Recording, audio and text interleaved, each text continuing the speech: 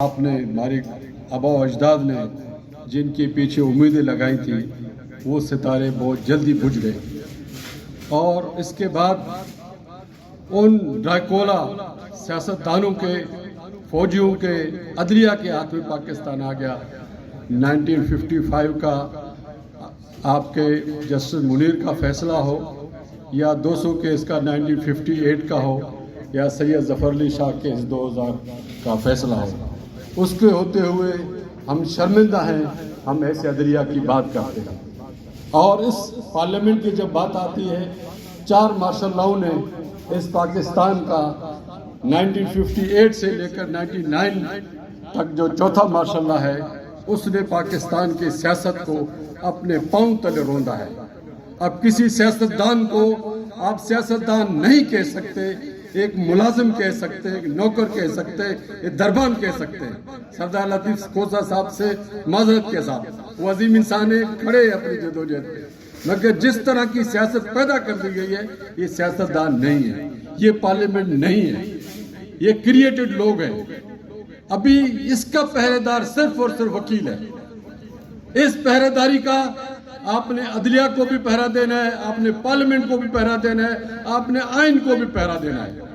اب یہ جنگ عدلیہ کی نہیں ہے، یہ جنگ 24 کروڑ عوام کی ہے۔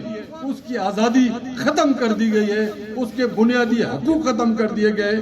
21 اکتوبر سے پہلے یہ منیر کاکڑ، رؤف عطا کی جنگ تھی، یہ 21 اکتوبر سے پہلے یہ پروفیشنل پینل اور انڈیپینڈنٹ پینل کی جنگ تھی۔ اب 25 کروڑ عوام کی جنگ ہے، اب آپ کے بہنوں بھائیوں کی جنگ ہے، اب عورتوں اور مردوں کی جنگ ہے، اب عزت اور بے عزتی کی جنگ ہے، اب غداری اور محب وطن کی جنگ ہے۔ اگر آپ نے اپنا پلڑا اس حب الوطنی میں نہیں ڈالا، خدا کی قسم آپ کا وجود بھیڑ بکریوں کی طرح ہوگا۔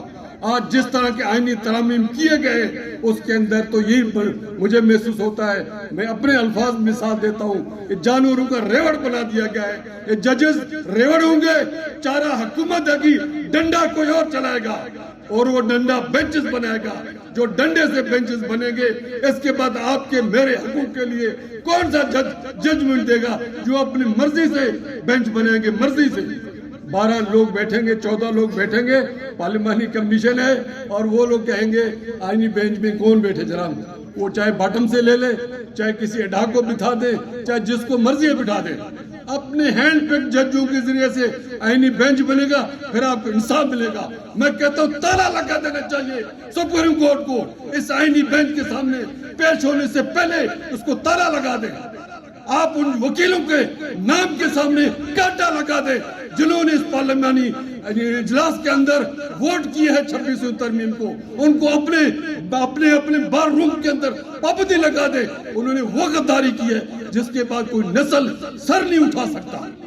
آج انہوں نے ہمیں شرمندہ کر دیا ہے، چاہے کامران مرتضیٰ ہو، چاہے آپ کا ڈار ہو، چاہے تارڑ ہو، چاہے بھون ہو، چاہے کوئی بھی ہو، خدا کی قسم ان سے ہاتھ بھی نہیں ملانا چاہیے، کیونکہ انہوں نے 25 کروڑ عوام کے ساتھ غداری کی ہے۔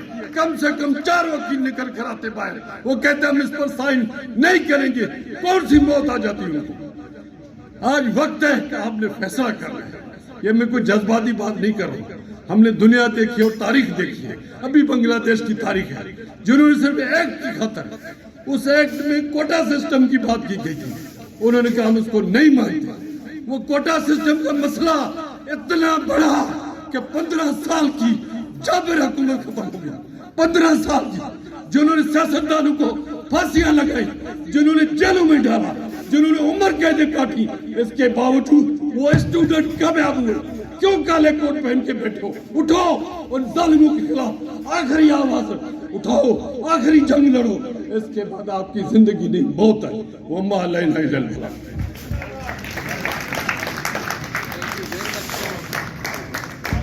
Thank you very much, sir. We highly appreciate your precious thoughts. Just one announcement: the WhatsApp account of Madam Najma Rashid and Maqsood Ahmed Buttar Sahab has